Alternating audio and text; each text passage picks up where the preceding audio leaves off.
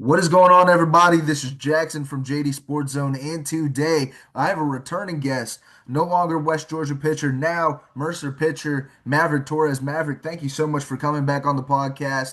How's your summer been going? And congrats on your commitment to Mercer, man. Thank you. It's been good. Thanks for having me. Yeah, no, I'm Yeah. excited. Yeah, no, I'm excited to have you back on, and I want to kind of ask you about the Mercer commitment, because last time we spoke in studio. You finished up a great season, personally for you at the University of West Georgia. What kind of led you to, transferring over to Mercer in your next destination? Truthfully, I was just looking for a better opportunity. Felt like I put my time in at West. Great 2 years. Thankful for the opportunity that they gave me. Was just looking to kind of develop more as a player and more as a person, just grow overall. Had a couple schools reach out, but I felt like Mercer was the best fit. Like the coaching staff, Coach Gibby, and it's still kind of close to home, so it was a win-win. Yeah, and again, congratulations on that because I know Mercer just came off a great season, for themselves. Probably the best season since like 2001, for them. So I kind of want to ask you, what's the biggest takeaway that you're going to take from your first full-fledged D1 season heading into SoCon competition? Um, that's a good question. I would say I know going from the ASUN to the SoCon, I would say it's pretty much like the same skill level in my opinion. It's just in my opinion, bigger stage. It's more of a what's the word I'm looking for? Well-seasoned conference, well put together, been around longer. So I'm ready to get to work on campus, kind of talk to the coaches and what roles they see me being. So they said nothing's guaranteed, but you got to go in the fall and compete and earn your spot. So Yeah, and again, I truly look forward to that. You against SoCon competition at the University, Mercer into your junior season. So I kind of want to ask you about this. What's the biggest, maybe? I know I continuously ask this during Wolves on Deck, but like maybe fundamental adjustments to maybe fit a similar or different play style that Mercer provides compared to West Georgia to go ahead and compete for a potential starting role or bullpen role personally for you? um, honestly, it's just being more consistent with my command. I feel like this past year as a sophomore, I it was more of a learning year for me, and just the aspects of being a weekend guy, kind of learning just how to navigate that, what I need to do between, my 6 days leading up to my start. Not throwing so many strikes. I need to learn how to pitch around the zone when I need to get batters to swing and miss. So like, instead of leaving a slider in the zone, maybe started in the zone and it finished outside the zone, to create that swing and miss. I would say that's probably the biggest thing that I've been attacking this fall, or not this fall, this summer. And just trying to prepare so when I get on campus, I'd say that's a big thing. And if I am able to do that, there's going to be a lot of success for this coming year. And I'm so glad, you talked about summer preparation because I know a lot of guys, when it comes to collegiate ball, either go to a summer league like, the Cape Cod League, like the Northwoods League. And, some people go to, facilities and work out. So I kind of want to ask you from this because I understand you're not playing summer ball in a summer ball league right now, right? No, no, no. Okay, so I do want to ask you this because I want to get a different perspective from collegiate athletes when it comes to off season. What made you want to choose facility over summer ball league heading into your next season? Um, truthfully, I've never been really big on summer ball. I feel like summer ball, like, yes, it's good, especially if you're in the transfer portal. Um, but I feel like summer ball is for people that need or didn't get a lot of reps in season. And truthfully, I think I threw 62, 63 innings this past year. So I kind of wanted to give the arm a break, deload, spend some time with the fam. But I'm training at full count 5 days a week. Great facility. I've been going there for about 4.5 years. So really good connections with Zoe and Brian. But I'd say that's the biggest thing. Like summer balls, I feel like for people that just need reps.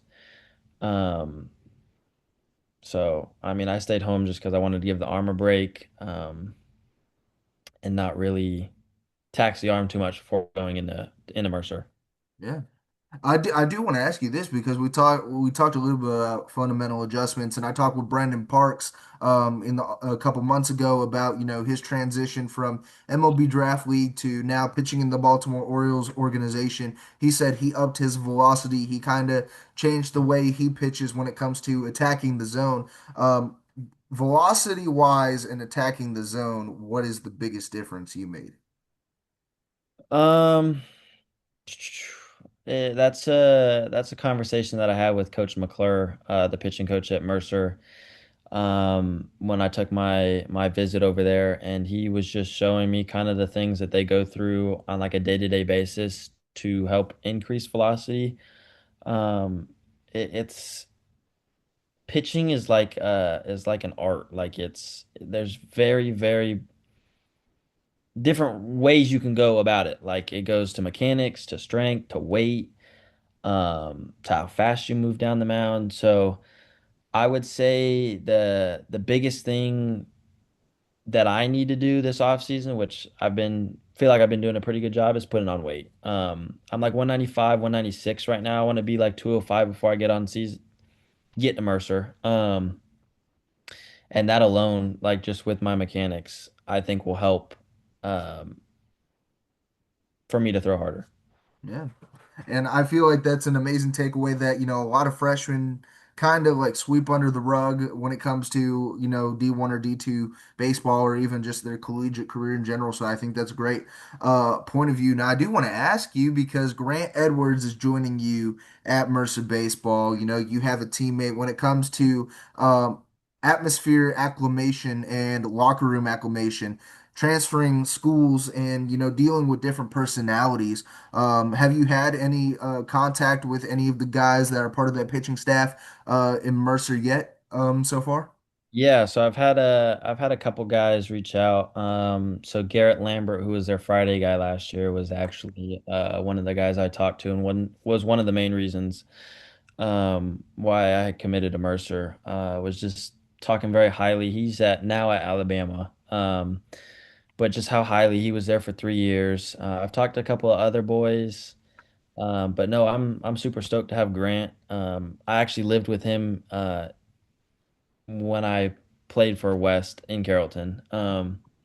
So I got to spend a year with him. Super cool guy, very competitive. We're both very highly competitive. So it's good getting a teammate that I'll know in the locker room and just out on the field. Now we talk about off-field acclimation, and I know I asked you this question in the very first interview we ever had back in January of this year. You said Cookout was your go-to spot in Carrollton. Now you're heading to Macon. I don't know if they're gonna have Jefferson's or Cookout down the street, but have you got well when you went out to Macon and your recruitment visit? What are you looking forward to eating and going out to in the city of Macon? Honestly, there was this spot that Coach Gibson was talking about. It's right, I want to say not even 2 minutes. He was telling me after every home game, it's a Mexican restaurant and they cater food in the Mexican restaurant. So we just drive over to the Mexican restaurant, which is like 2 minutes away. I forget the name.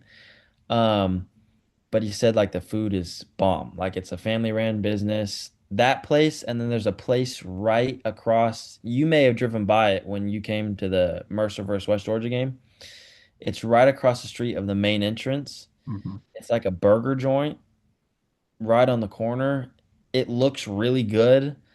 So I'd say those two spots. I'm looking forward to getting to eat at. Personally, I'm a big burger guy, and I know me and Parker Andell are probably going to make some trips out to Macon and see if I don't know if it's going to be like a La Salsa, but we'll see we'll see what happens when it comes to traveling out to Macon. And I know you talked about similar level of competition during your West Georgia season. You had the opportunity to travel out to Georgia Tech. You started the game at Georgia Tech that I was able to attend. You guys traveled out to Wichita State. When it comes to facing bigger level competition, now that you're in a full-fledged role, what is your approach to that outside of now SoCon competition? It's the same mindset. Like I think the biggest thing that people today in college ball get like, oh, like we're playing the number 4 team in the nation. Like it doesn't matter. Like, yeah, they may be more talented, but we all bleed the same blood. Like it's all fair game in my eyes. So I mean, mindset doesn't change. Like I'm still gonna go out and do me, whether that's out of the bullpen, the starting role, a weekend guy, a midweek starter. I'm just gonna go do me. So Yeah, I mean, I completely, understand the approach there, and I love to hear it from, a D1 pitcher like yourself. Now, I do want to ask you because you talked about eating a Snickers bar before every single game, every single start. Is that going to change heading into Mercer? And what's your also go-to artist? Because I think I forgot to completely ask you that on both the interviews we did. go-to artist. Like pregame artist or just like go-to artist overall? Pregame artist before heading out onto the field. Man, that's okay. I'm gonna answer your first question. Snickers is probably gonna change unless something dramatic happens in the fall where I do something and it just sticks from there. But other than that, no, it's still gonna be a Snickers bar. I'd say pregame artist. I was really big on like rap, like the genre. But I've tend to lean back and listen to more like chill music before start because I get really rowdy. I would say I don't know, man. King of Leon. Kings Mhm. of Leon. I'd say, and that was Jacob Bowman put me on. And that's like for the majority of the season last year, that's what I would listen to before my starts. So That's definitely the one thing I'm going to miss when going out to Coalfield is listening to Superstar before every single Maverick Torres yeah. start. Yep. Is that planning to stay the same? I don't know. I don't know. Gonna kind of feel it out. If something sticks, throughout the fall, then I may go with that. If not, then Superstar or California Love. Yeah, One of yeah. those. So I mean, again, you are a Cali guy, and the Dodgers are continuing to roll through. Hey, as a Cardinals fan, I'm loving to seeing the upward trajectory of J.J. Weatherholt and Jordan Walker. So, hey, some competition for the Dodgers there in the NL, yeah. relating to that. But I do want to ask you from a All-Star break competition, All-Star break standpoint, because now the home run derby is going back to its original rules. All-Star game in MLB is probably the greatest All-Star break in all of sports. Who do you want to see in the home run derby that has not already been announced, and who do you want to start for the NL? Because personally, I hate to say it, but I love the Miz. Yeah. Miz is. I mean, he's been tearing it up, man. I actually don't know who's already in the home run derby. If I had to pick, I would love to see like I'd love to see Belly or Harper back in the home run derby. I think those guys are just fun to watch. And I'd say my NL starter for the All-Star game, you know, I know he's retired, but I'm saying Clayton Kershaw. Hmm. Just one last time for the kid, but someone in present day. And now let's see. You know, I'm gonna say Yamamoto. Mm, mm. Miz is up there, but I gotta go with the Dodger guys. So Yeah. No, I mean I completely agree. Personally, I would go with what's his name, Andre Payante if he was a all-star, but unfortunately he's not. The only guy that's been announced for the home run derby is Junior Caminero. I don't think anybody else has been announced so far when it comes to who do that. you want to see in the home run derby? Is that who you'd want to see in the home run derby? Oh, I'm saying like who would you want to see? You know, before Jordan Walker was announced, I would love to see Jordan Walker. But a big guy out of Colorado that I feel like would be a dog in the home run derby is Hunter Goodman. Hunter Yep. Good Hunter Goodman probably he's having a Cal Raleigh type season like he Yeah. was, but unfortunately, they say the home run derby messes up your swing. So I don't really know about that. Yeah, I would before Jack Caglione he stopped pitching, right? Mhm. I would like to see him in the home run derby, low key. Yes, yes, 100%. Well, I mean, I don't really have beef with the Royals, but also crosstown rival from, St. Yeah. Louis there. But we talk about MLB legends, we talk about you already gave me your Mount Rushmore Dodgers, you gave me your Mount Rushmore of pitchers. I want to ask you, what is your Mount Rushmore of baseball video games? Ooh. Um, Baseball Mount Rushmore of video games. What is it? Four, right? Or Yeah, three? four. In no order. I'm gonna say the show.